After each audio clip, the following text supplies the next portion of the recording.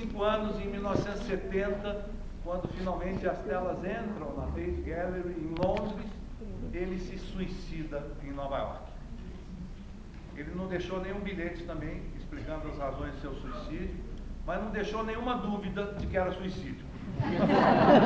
Ele tomou calmantes, ele bebeu muito, ele tinha se separado da sua segunda mulher nessa época, estava morando no estúdio, ele encheu uma banheira com água quente e cortou os pulsos. Foi encontrado morto no estúdio. O John Logan, autor desse texto, ele faz algumas pequenas citações da vida do Rothko que não aconteceram nesse momento. Uma das citações que ele faz é essa do suicídio, quando ele aparece com o braço manchado por alguma coisa que a gente pensa que é sangue e depois a gente fica vendo que era tinta, mas é uma pequena citação ao suicídio dele posterior. E a outra citação é que eles vinham falando de um lugar religioso, de uma capela, de um lugar de contemplação, e realmente em 64, dois ricaços americanos queriam construir uma capela que tivessem expostos quadros lá dentro. E não tinha pintor mais religioso do que o próprio Mark Rothko. Então contrataram ele por uma fortuna e incumbiram ele de fazer essas telas. E o Rothko ficou, claro, ele palpitou na arquitetura da capela, demorou vários anos para a capela ficar concluída, eles mandaram maquetes para o Rothko, ele devolvia todas, com 1 milhão de especificações. E em 71 a capela ficou pronta, mas foi 1 ano depois do suicídio do Rothko. E então ele não chegou a vê-la terminada. Mas de qualquer jeito ele ficou 3 anos pintando essas telas. E no dia da inauguração dessa capela, quando eles tiraram os panos das telas que ele tinha pintado, eram 14 telas pretas. A gente faz referência a isso com aquele diálogo da presença do preto na vida dele, assim, e tal. E a capela existe até hoje, chama Capela Rothko, e é em Houston, no Texas. Nós temos conhecidos que foram visitar e dizem que é pungente, você sente a morte, que é uma energia muito forte. E é claro que não é um preto qualquer, é o preto do Rothko.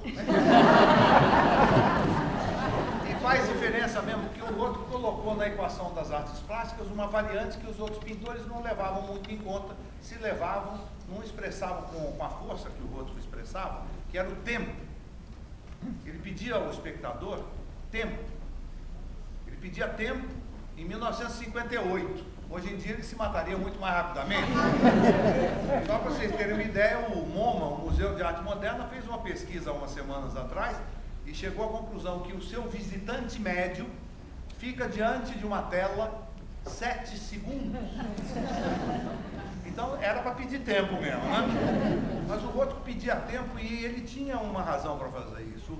A pintura dele era uma pintura muito específica, ele tinha uma pincelada muito específica, muito suave.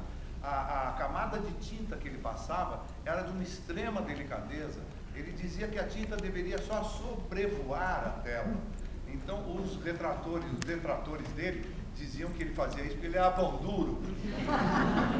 Não é verdade, ele passava inúmeras camadas muito suaves de tinta. Ninguém foi capaz de reproduzir essa pincelada tão suave. E essa tinta que ele fabricava tão leve, tão especial, e eram inúmeras camadas que ele passava. Só para vocês terem uma ideia, há uns meses atrás nós lemos que alguns museus e alguns colecionadores começaram a perceber que quadros do Rothko estavam perdendo a cor, porque essas ligeiras, suaves camadas estavam começando a desaparecer e estavam modificando a cor original dos quadros. Qualquer tentativa de restauração a esses quadros ia ser uma violência, porque ninguém seria capaz de reproduzir a tinta e a pincelada. Então esses quadros do Rothko hoje estão sendo restaurados, digamos, a cor está sendo restaurada com luz, que é a única forma que eles encontraram de manter a cor do quadro do Rothko sem violentar. Então, naturalmente, se você passar na frente de uma tela preta do Rothko durante 7 segundos, você vai ver uma tela preta. Mas se você se der tempo diante da tela, se você parar para observar e tentar entrar naquilo que ele tentou passar para você, você vai ver azuis, vermelhos, marrons, lilazes e outras cores, e você vai sentir aquela tela pulsando diante de você. Na verdade, o que o Rothko fazia com a sua arte é o que todos os artistas fazem em geral. Nós aqui hoje fizemos isso com vocês. Nós pedimos tempo para vocês. A gente regulou a luz, a A gente controlou a nossa distância. Se vocês se derem tempo, vão ver a gente pulsar aqui.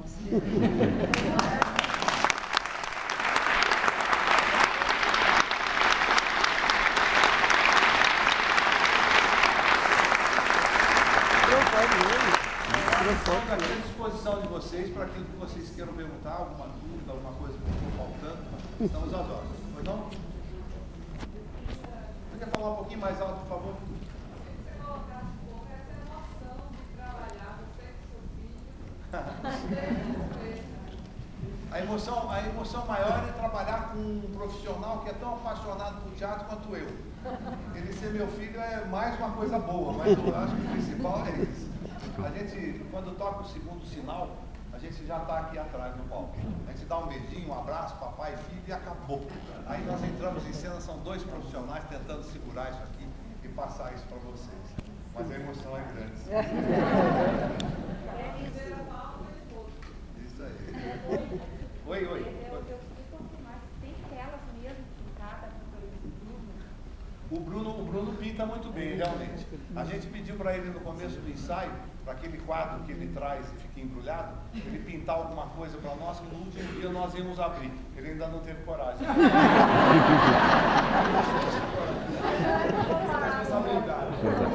Tinha ovo mesmo na tinta? Sim. Você sabe que nessa tentativa de descobrir, porque o Rótulo descobriu uma coisa, tem a têmpera, que é uma tinta mais suave, e tem a tinta óleo, que é uma tinta mais forte. O Rótulo criou uma coisa chamada têmpera óleo, que é uma loucura que ele criou lá, e na tentativa de descobrir como é que era essa leveza, como fazia, eles tentaram analisar, aliás, eles fazem isso com todos os pintores normalmente. Que normalmente é uma forma ultra secreta. Ele não contava para ninguém, não contou para ninguém, não deixou escrito, ninguém sabia. Quase como perfume, assim. Então, mais ou menos isso. Então, eles tiraram um pedacinho lá daquela tinta e analisaram e descobriram um monte de coisa lá dentro. O ovo, quase todos, desde o Da Vinci, todos usavam. Ah, sim. Porque Os pigmentos, né, tinha que dar liga para aqui. dar uma a clara do ovo dá uma liga. E aí, naturalmente, como eles põem clara de ovo, eles têm que botar um fungicida também, senão os bichos vão lá e comem. Então, vai virando. E eles descobriram, por exemplo, no rosto, eles descobriram que tinha uma coisa chamada, era uma cola de osso de coelho, seja lá o que isso for. Tinha lá uma cola de osso de coelho, ele ia botando coisas. Então, realmente era assim. E eles faziam uma cozinha mesmo. Aquilo era cozinhado e depois era batido em liquidificador. A gente não botou liquidificador aqui porque ia fazer muito barulho. Mas era batido em liquidificador. Então, era uma cozinha mesmo, aquela tinta. Isso é verdade. A única coisa que nós não sabemos se ele colocava, mas era capaz que ele colocasse, porque ele fumava muito, era a cinza que ele Devia ter. Ele fumava muito. Alguém aí em cima quer se manifestar? Oi, oi. Bom, eu fumei muito. Eu fumei há muitos anos atrás, eu fumava 4 maços por dia. Eu era profissional. Mas faz muitos anos que eu parei de fumar cigarro, agora eu fumo charuto.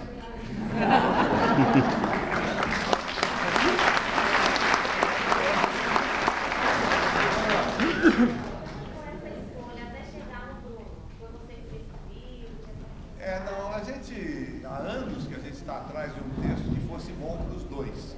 A gente queria fazer um texto, mas a gente não queria fazer um texto qualquer. Tinha que ser um texto que tivesse bons personagens para os dois. E a gente costuma brincar que esse texto que escolheu a gente e não nós que escolhemos o texto. Porque eu estava fazendo meu último espetáculo, chamado Restos, eu estava no Rio de Janeiro, e uma amiga me trouxe uma tradução em espanhol desse texto. Eu li na mesma noite, fiquei profundamente apaixonado por ele. No dia seguinte eu já saí correndo atrás dos direitos. Enquanto isso... Nessa mesma tentativa de achar um bom texto, eu sempre comentei isso com ele, sempre comentei isso com minha mãe, com amigos, também atores e tal. Uma amiga minha tinha ido para Broadway e assistiu esse texto lá, a versão americana. E trouxe para mim um livro em inglês. Falou, leia, quem sabe você se interessa e faz um dia com o seu pai. Eu li e me apaixonei também. No dia seguinte, liguei para ele para contar. Achei um texto, quando eu comecei a falar do texto que eu tinha lido, ele falou o texto que ele tinha lido, ele tinha lido. Nós somos escolhidos. Tinha que ser. Pois não. Chegaste a ver a exposição dos quadros? Nós vimos, porque desse período que a gente comprou o texto até começar a ensaiar, passou um ano. Então a gente teve muito tempo para ler, para se preparar, digamos, teoricamente para o espetáculo. E uma das coisas que a gente fez foi uma viagem para Nova York.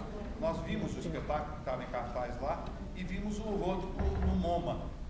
Eles têm lá, e por uma coincidência, ao mesmo tempo é muito bonito que seja assim, o Rothko e o Andy Warhol estão um do lado do outro. Porque artes plásticas é assim, é cumulativo. Embora eles fizessem questão de dizer que um tinha matado o outro, não é verdade. A gente vê um do lado do outro e só entende um se a gente entendeu o outro antes. Então, a gente viu lá no MoMA algumas coisas do outro que, infelizmente, no MoMA não estão como ele gostaria que estivessem. Tem muita luz, eles deixam a pessoa chegar perto. Mas a gente sabe que em Washington, por exemplo, existe uma sala, é uma sala Rothko também, igual a que tem lá em Londres, na Tate Gallery, e que é nas condições que ele gostaria. Nós temos uma amiga até que foi ver em Londres, ela ficou olhando, chamou o cara, não dá para acender a luz aqui. O cara falou, é o Rothko que mandou. Tá.